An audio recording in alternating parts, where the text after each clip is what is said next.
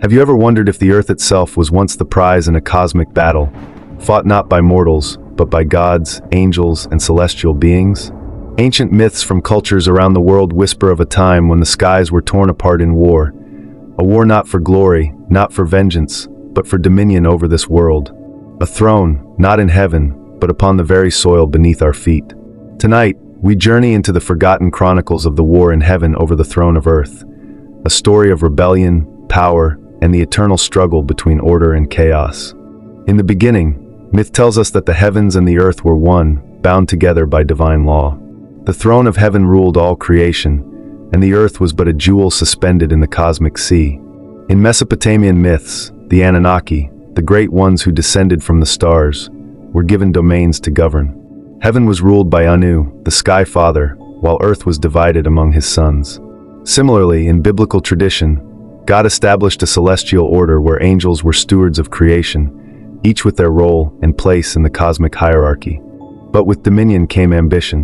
Where there is order, there is always the whisper of rebellion. The throne of earth, though small compared to the expanse of heaven, was a prize unlike any other. For the earth was living, fertile, and full of promise, a realm where beings of flesh and spirit could mingle, a kingdom that could rival heaven itself. In the ancient texts, we see shadows of the same story told again and again. In the Book of Enoch, the Watchers descended to earth, drawn by its beauty and the allure of humanity.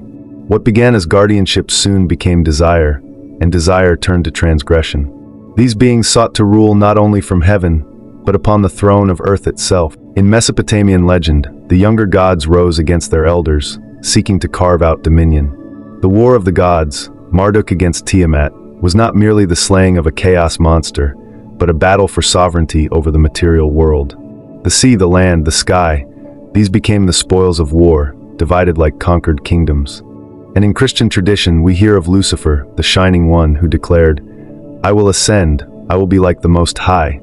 His rebellion was not merely against God's throne in heaven, but against the decree that earth should remain under divine order.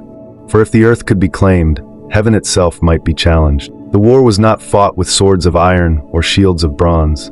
It was a war of light and fire, of storms that shook the foundations of creation. In the mythologies of Greece, the Titans clashed with the Olympians, hurling mountains, lightning, and flame. In Hindu texts, Devas and Asuras battled in cycles, each seeking control over the three realms, heaven, earth, and the underworld. Across these stories, earth was always the central prize. For to hold earth was to command the bridge between the spiritual and the mortal, between the eternal and the fleeting. The throne of earth was the axis, the cosmic seat where heaven touched matter. Legions rose on both sides. Michael, the archangel, lifted his banner in defense of the heavenly throne, casting out the dragon and his angels.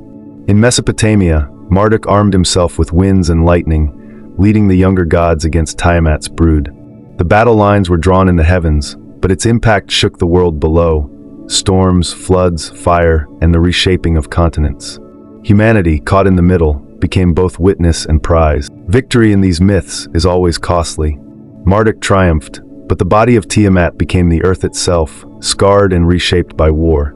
Lucifer was cast down, but his presence lingered, ruling as the prince of this world, a shadow king who still contends for the throne of earth.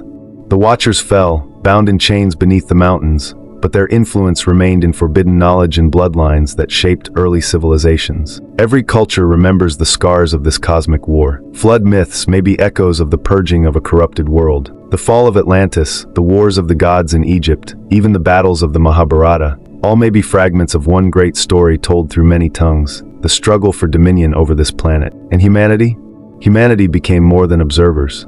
We became the inheritance. Earth was shaped as a kingdom where mortal beings would rise, learn, build, and eventually, perhaps, claim their own place in the cosmic order. But if the throne of earth was given to humanity, then it is a throne forever contested, fought over not only by gods and angels, but by men themselves. The war in heaven was not the end, but the beginning of an eternal rivalry. Some traditions hold that the heavenly host still watches, guarding against the return of those who once sought the throne. Others say that the fallen still rule in secret, guiding empires, whispering in the ears of kings and rulers, seeking to build a dominion that rivals heaven. Every empire that has risen and fallen, Babylon, Egypt, Rome, echoes the pattern of this war. Thrones rise, thrones fall, and the struggle for dominion continues. Perhaps this is why so many myths foretell a final battle, a last war where heaven and earth will once again collide. In Christian prophecy, it is Armageddon. In Norse tradition, it is Ragnarok. In Hindu cosmology, it is the final battle of Kali Yuga. Each myth points to the same truth. The throne of earth is not yet secure. It is a seat of destiny waiting to be claimed by gods, by angels, or by humanity itself. The war in heaven over the throne of earth is more than an ancient tale. It is a mirror of the struggles we see today.